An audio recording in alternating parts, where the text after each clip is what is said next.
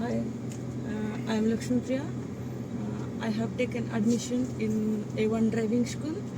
In the initial day, when I was thinking that I can drive or no, I don't have confidence that whether I can drive or not. But yes, at the end of the day, I built my confidence, and now I am very well in driving, and also in reverse, going reverse and parallel parking, and all this thing. But yes, it is not difficult, it's very easy, and he's very polite and kind.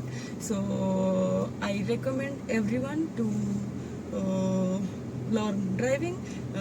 I would recommend to choose A1 driving. A1 driving specifically, I would refer to every girls, because in these 15 days, the courses are 15 days.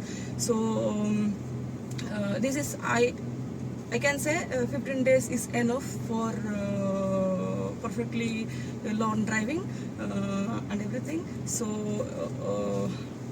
in these 15 days, I never see any girls, all are boys.